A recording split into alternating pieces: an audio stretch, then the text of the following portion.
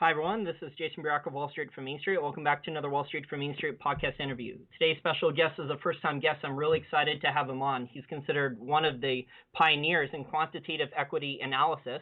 He's the author of What Works on Wall Street. It's in its fourth edition now. He's credited with gaining a lot of advantages with the price-to-sales ratio, and he's also written other best-selling investing books like Predicting the Markets of Tomorrow, a Contrarian Investment Strategy for the Next 20 Years. James O'Shaughnessy, thank you for joining me. Oh, thanks for having me, Jason. Now, James, I want to ask you about your background. How did you become interested in investing in finance? So from a very young age, I was fascinated by the stock market. My family had a family foundation that had quarterly meetings, and they would always end up having dinner over at my house. And I would listen to my uncles and father arguing the merits of various stocks like IBM or Xerox or what have you. And as they were making their arguments, I was probably around 14, 15 at this time. I was listening, and all of them were arguing about the people who were in charge of the company, right? I know this guy. I know he's smart. I know that he's going to do really well with the company, and therefore the stock is a great investment. And as I listened, I really began to question everything that they were saying. I didn't really believe that the people running the company were solely and 100% accountable for how its stock did. I felt that there must be some underlying group of factors that defined the stock that would probably do a much better job of identifying which stocks would be winners and which would be losers.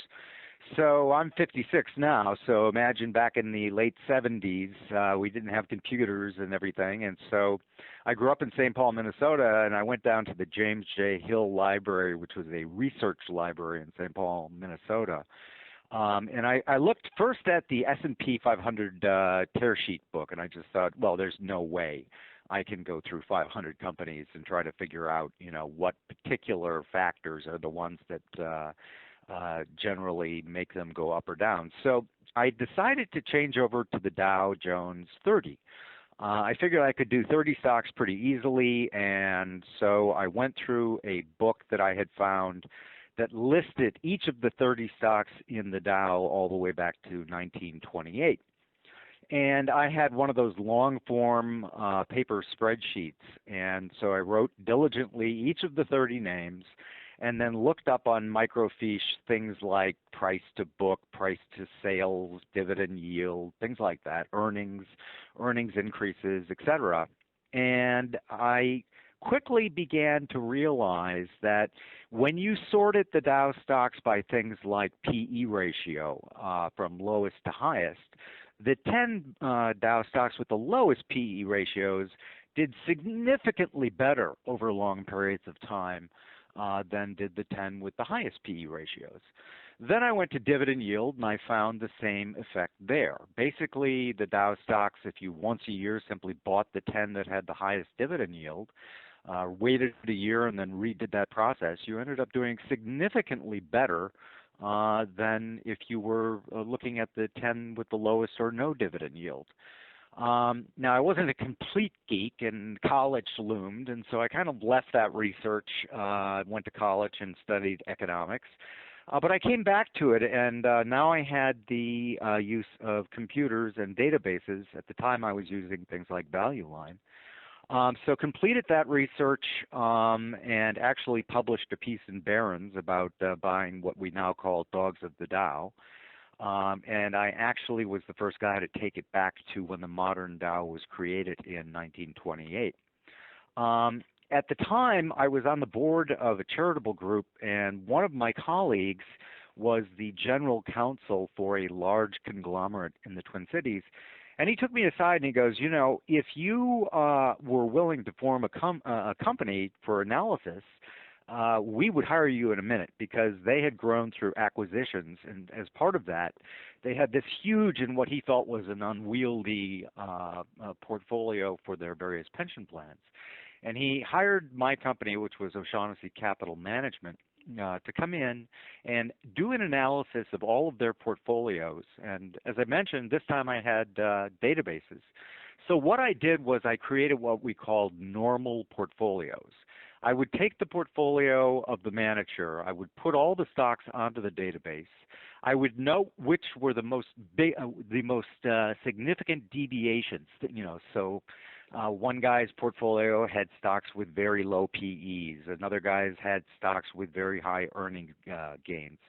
And then we created these normal portfolios to see how much value the active manager was bringing to the buying and selling of securities. Well, what we found was kind of my aha moment and led me to move to active management.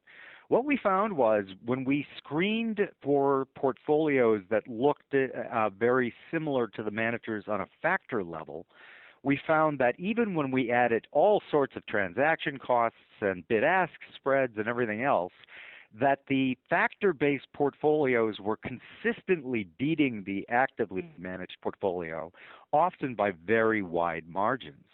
And so it wasn't that these people had bad ideas. In fact, they had very good ideas. That led me to conclude that there must be something else in the mix that was making them underperform. And that sort of led me into what we now call behavioral finance. And basically, like the Pogo cartoon says, we'd met the enemy and it was us. So that's why you think so many fund managers and individual investors underperform the markets is because of their emotions in themselves? I definitely think so. I have a saying that the four horsemen of the investment apocalypse are fear, greed, hope, and ignorance. And if you look at that, only one, ignorance, is not an emotion. I think fear, greed, and hope have done more damage to people's returns than any bear market ever has. I think that people, when you go through the behavioral checklist, you see that people are overconfident, that they trade too often, that they believe because they're good at one profession, say they're an excellent doctor or lawyer, that they're also going to be excellent stock selectors. And the proof of any of that just is lacking. There is no proof of that. So I believe that when you allow your emotions to determine whether you're going to buy or sell a security, you're really letting the reptilian portion of your brain make the choice. Basing choices based on, hey, I really like that CEO, or this guy made really a great presentation and everything's got to go right for them. Well, oftentimes you might as well just be flipping a coin. We found that really at the end of the day, factors are what drive performance. And we have a set group of factors that we look at across all of our portfolios.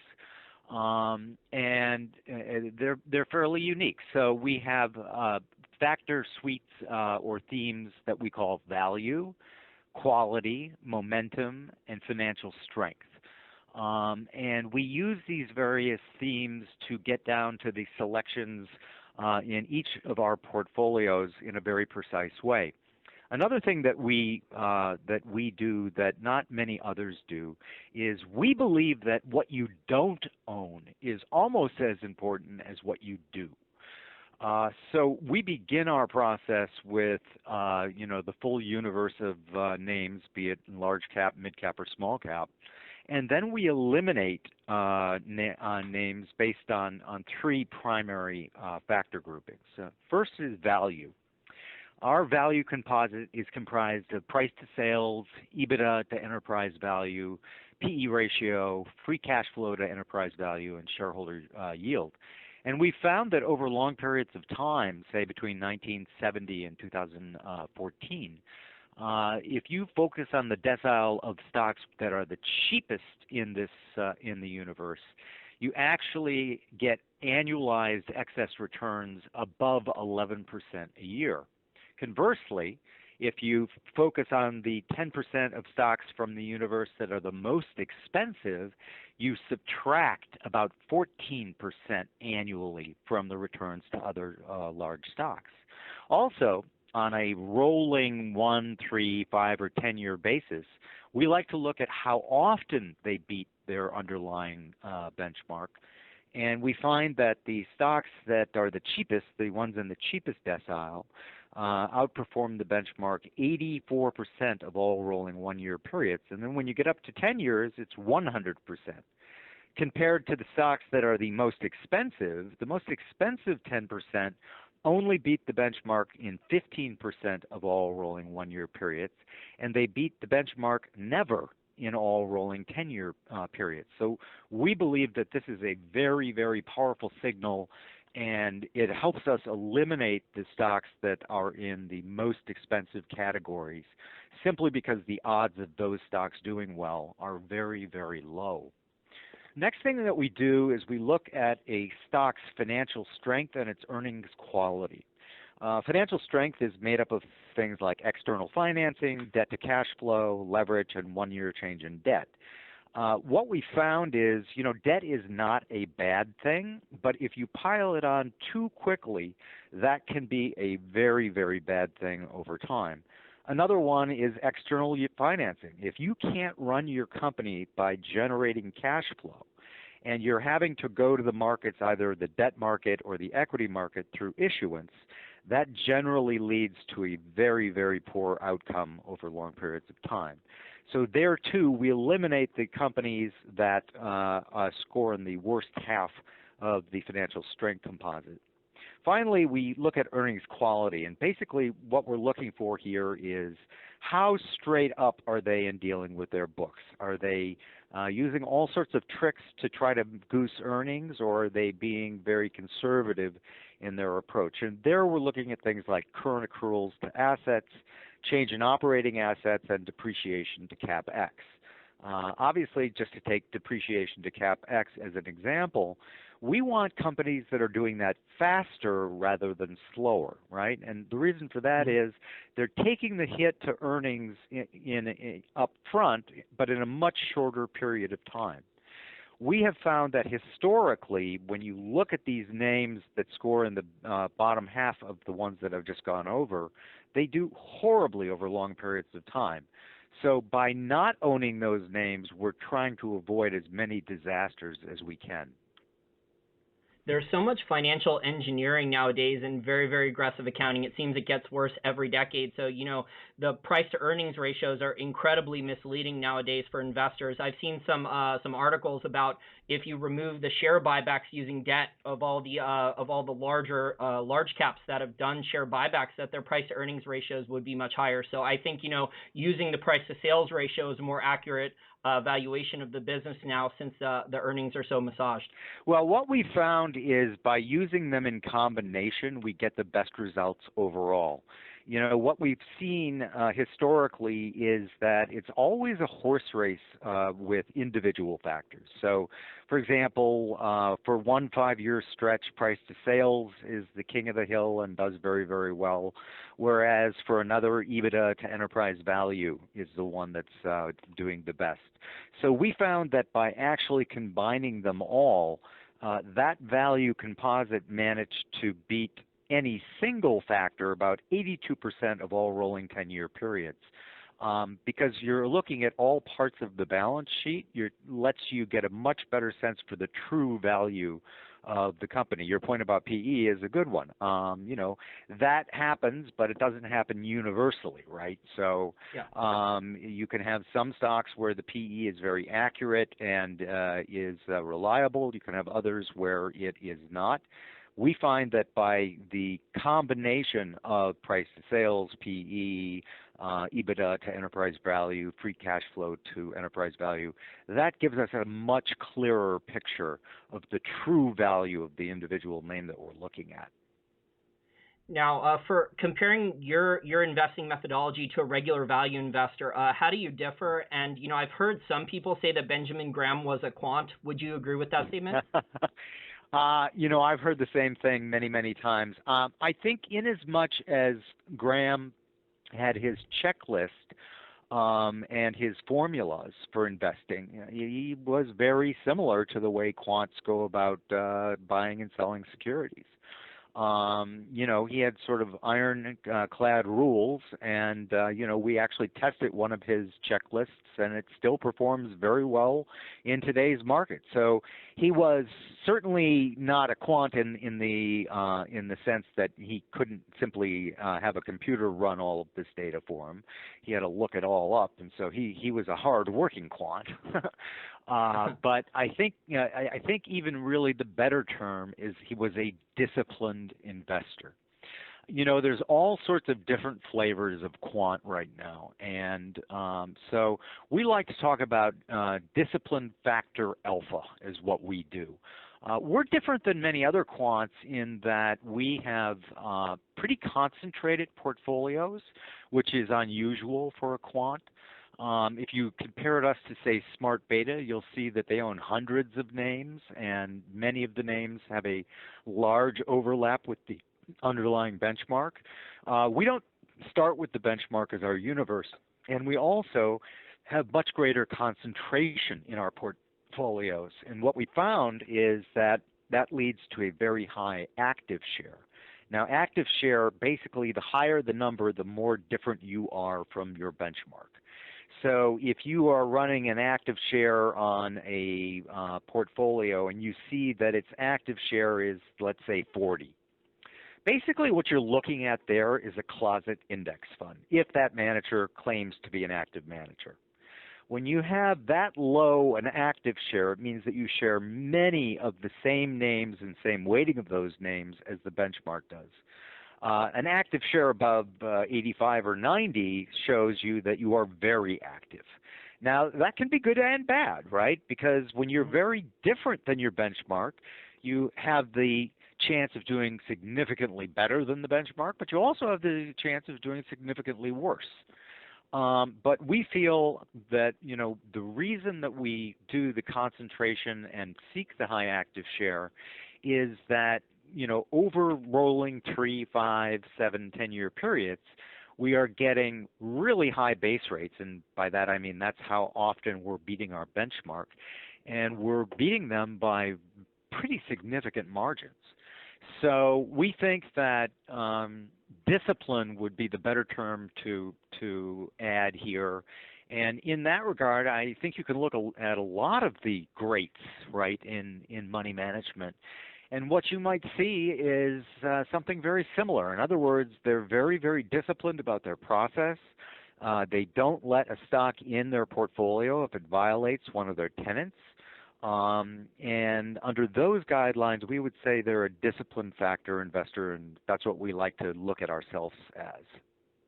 It sounds like because of your computer models and your quantitative view of the analysis, that you're able to look at a lot more data than a conventional value investor can, whereas, a human being like David Einhorn or Ackman can only read, so many annual reports a day, or he can only hire so many employees to read X amount of annual reports and things like that. No question about it. So, for example, we have a microcap strategy that has done, remarkably well over time and since inception. It's virtually doubled the benchmark's total return. And, you find that in parts of the market where there's very little analyst coverage, like microcap and in some of the smaller cap names, the factor profiles work even better. In other words, you're able to find a lot more alpha because you just are up against much less competition. So for example, in our microcap strategy, since 2012, 70 of our portfolio companies were acquired, and the average premium they were acquired at was 44%. Kind of looks private equity-like. And the reason behind that is they have like virtually no coverage at all. So, for example, 45% of the names in our portfolio have no analyst coverage at all, none. Up to 75% of the names in our portfolio are covered by just 1 or 2 analysts. So that creates sort of a treasure trove of undiscovered alpha that a quantitative methodology is perfectly designed for. But on the other hand, you want to use those factors that I described earlier to avoid companies that are not looking so great, because in the microcap space, there are a lot of companies that are anemic. They're microcap for a reason. They have poor earnings, they have high valuations, they have all sorts of things that our screens and themes allow us to screen out so that we can try to find the several diamonds in the rough. And when you get down into the smaller part of the market, there's huge advantage to our approach as opposed to a conventional one, because literally there's thousands of names down there, and a traditional analyst would have a very difficult time trying to scour through them all and find just the right ones. Yeah, and the research shows that as you go out decades and decades, the smaller caps outperform the larger caps. Obviously, there's more risk, but if you're doing good research, then you can sort the wheat from the chaff. Yeah, there's no question about it. The small cap effect has not been working very well recently, but I think that that's kind of another problem that traditional investors face. Behavioral finance calls it the recency bias, and it's the tendency for people to believe that whatever has been happening over the last couple of years is going to continue to happen, well into the future. And that simply is not true. When you look at the fullness of time, if I had I do. I have a grandson who we put together a little portfolio, and guess what he's invested in? Microcap. Because over time, that particular type of stock and with its value is going to do dramatically better than almost any other category. So, when young people come up to me and ask for advice, in their 401k or whatnot, I say, obviously do the practical financial things, make the maximum contribution you can to your 401k. But be bold. If you're 22 years old and just starting life, you should have a significant overweight to small cap value. Historically speaking, it has outperformed virtually every other category. And you're right to talk about the risk. There's no question. There's a lot more volatility there. But, if you're 22 and you've got 40 plus years, what do you care? What you want to do is you want to be able to arbitrage that great anomaly. And if you have that amount of time to do it in, you're virtually guaranteed to win. I mean, when you look at the French Fama small value, I don't have the data right in front of me, so this is a bit from memory, but the worst 10-year annualized return between 1927 and 2012, I think when I did the research, was a positive number. I think it was something like 5% annualized positive return. When you look at the others over a 10-year basis, that is not the case. Most of the time you see losses. Now, I want to transition and get your opinion of the general markets and also the global economy. You've been around in different bull markets and bear markets. Is this current environment very different than any of the others you have experienced? Well, I think there's no question that this environment that we're in is very different because of the aggressive nature of what the Federal Reserve has been doing. I think that in previous bulls and bears, most of the time, we categorize bear markets under two categories. One is a normal valuation-based bear market, right? Things get just too expensive. Like think of the bear market of 2000 through 2003. Those are healthy bear markets because what's happening is the market is correcting for those misvaluations. And those tend to be fairly orderly, and the companies that deserve to get hit the hardest are the ones that get hit the hardest because they were very, very expensive. And then we have another category which we call a severe bear market, and that is generally speaking a market where you're seeing a peak to trough loss of 50% or more. In severe bear markets, basically investor behavior becomes absolute pure panic. And they end up selling indiscriminately. They will sell quality names. They will sell virtually anything that they see in their portfolio. And mercifully, extreme bear markets don't come along very often. But what we have seen is the normal type of bear market or correction is almost always valuation-based and tends to be orderly and cleans away the stocks that needed trimming and provides an environment for the next bull market to emerge. In terms of our current environment, as I mentioned, we haven't really seen one where the Fed was this aggressive in what it's doing with monetary policy. But we have looked at what happens in markets where interest rates are going up. And what we found is that if you're looking at the large cap space, for example, stocks with high shareholder yield, that's buyback yield plus dividend yield, tend to do well even under a rising rate environment. So by having the ability to study, what we think might be happening next, we can prepare ourselves for what we think is going to go on when the Fed does finally normalize rates. Yeah, we had indiscriminate selling like you described in a brief period. It was very painful. 2008, 2009, there was all types of names were just on stupid amounts of sales. We had lots of biotech stocks that were $2 go down to 10 cents. I bought some there. We had, quality names with dividends, quality companies that were on sale discounts. So there was pretty much indiscriminate selling back then. No question about it. And, in fact, I wrote a piece in March of 2009 called A Generational Buying Opportunity for Equities. And again, not because I had any special insight.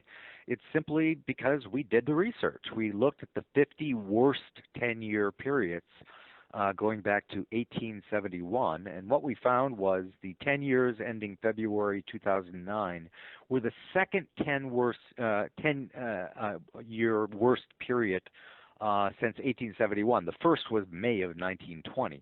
What we found that was interesting, however, was that when we analyzed each of these 50-year periods and then looked out 1 year, 3 year, 5 year, 7 year, and 10 year, when you got past the 1 year holding period, there were no negative numbers in any of these 50-year periods. In other words, these extreme downturns always led to excellent 3, 5, 7, 10-year period returns following them.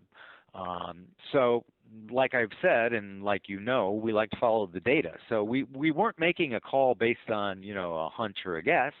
We were looking at the hard data of the worst periods, what happened afterwards, and that led us to conclude that it was highly probable that investors who were able to invest in that March 2009 period were going to reap very large rewards, but that's pretty much what we saw happen. Yeah, we've had a pretty nice stock bull market since that 2009. The Fed started the quantitative easing programs, and then the FASB changed the accounting laws for banks, and, business kind of got back to normal, at least for a while. But what do you think are the long-term ramifications of central banks trying to artificially suppress interest rates? So let's say interest rates don't rise. Let's say Japan, Europe, the ECB, China, the United States all try to manipulate rates lower and lower and keep them as close to zero as possible. We've heard, talks from some Federal Reserve members about, potentially negative interest rate policy. Yeah, I think the United States being able to successfully pursue a negative interest rate policy is probably a very distant probability or possibility, I should say. Smaller countries perhaps can do it in a manner, but I doubt that it's sustainable because at some point you get an investor revolt.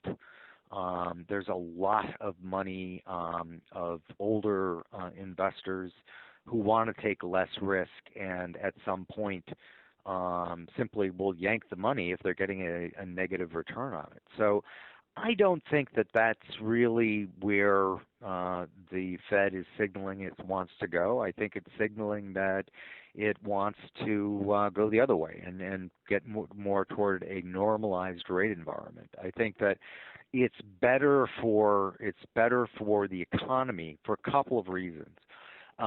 In a super low rate environment, you create what you could call zombie companies.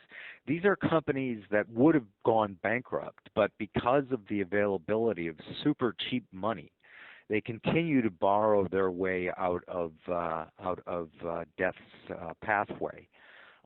When rates get normalized and they're not able to sustain that type of borrowing, they end up going bankrupt. So I think it creates a much healthier economy when you're in a normalized rate environment than when you are in one that is artificially suppressed. and the everything is about people's belief in the system, right? And if you see the continued manipulation and the allowance of these companies that shouldn't be existing anymore, people get more and more concerned about the kind of quality and health of the overall economy. And I think that the Fed has been smart enough to realize that in terms of wanting to return to a normal rate environment. I think when that happens, it will actually be a very good thing for the economy because it will allow us to weed out the companies that have no right still existing anyway. Now, we have other big name investors like Carl Icahn, Stanley Druckenmiller, Paul Singer, and George Soros. They're shorting the stock market, and some of them are buying gold. Based on your research, do you think this is a smart idea? We're long only. I think buying gold is almost always a bad idea. When you look at the very long-term returns to gold, they're very very de minimis. Shorting the stock market, again, long-term stats. Since the founding of the U.S. stock market in the colonial period, stocks have returned positive returns 71% of the time. So that's seems to me a bit like going into a casino and saying, my odds of losing here are very, very high because the house wins 71% of the time. Who's going to play in that kind of casino? No one. And so I think, there's a lot of people who are very smart in terms of, being able to identify companies with very poor quality and shorting them successfully. We just think that it's certainly not where our expertise lies. And, the timing can kill you. You can be wrong. The market can stay wrong, so to speak, longer than you can stay solvent. And, you've seen a lot of disasters with a lot of these shorts. Won't name any names, but there's some very big name investors who have done very, very badly in their attempts to short individual names. So, but that's not our gig. We are long-term, long-only investors. We like to use opportunities of softness in the market to add to positions. And again, we just think the odds are not in our favor in terms of shorting. So unless we can, look, we're always researching, right? So we're always trying to figure out if there's another way to look at mitigating risk and things. So if we come up with a verifiable and quantitatively robust way of identifying stocks that should be shorted, well, then we might give that some seed capital. Right now, we have not been able to find anything that's kind of sustainable and repeatable. Yeah, over the long term, there's going to be a lot of entrepreneurs and CEOs of small and medium-sized companies. Even if the economy gets dire like 2008, 2009, I mean, they may do smart acquisitions. They may make prudent investments into new technologies and IP because labor is cheaper, or there's some things become cheaper that they have the cash flow to pay for.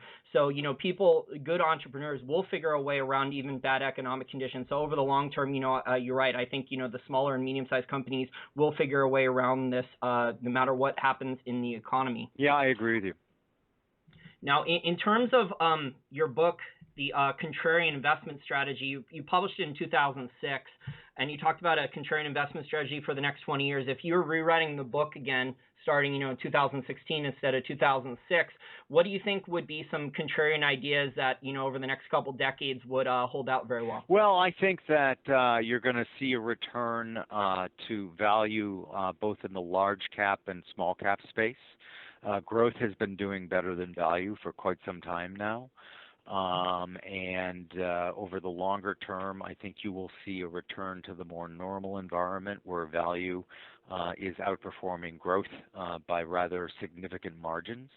I think that the idea of having a more balanced portfolio in terms of avoiding portfolio patriotism, which my son coined that term, I think people are going to want to look at having exposures outside of their home country. We just happen to have we have the biggest equity market So it hurts American investors less than it does, say, a British investor. But the idea that, we live in a global world and where a company gets its mail doesn't really matter as much as where it gets most of its revenues. So I think that there'll be a much more expansive look to sort of a global type portfolio. And finally, I think that we're going to see a period of real pain for bond investors, specifically those on the longer end of the bond market on duration.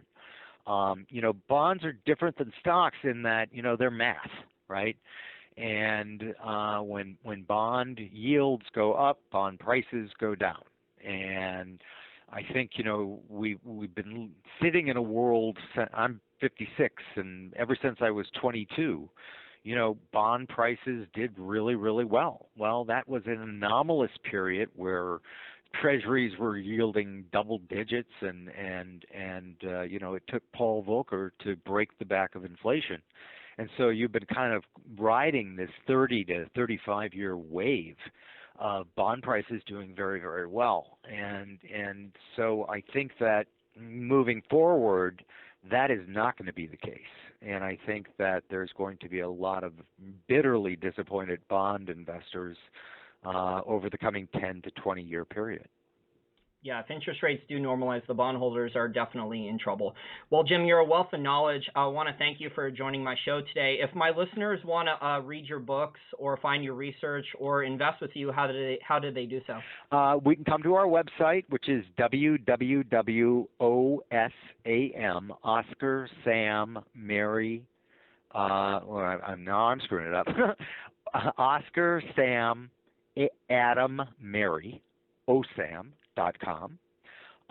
You can find the books at Amazon or in Barnes & Noble, and the website also has a plethora of commentaries and things and ways, if they're interested in investing with us, for them to do so.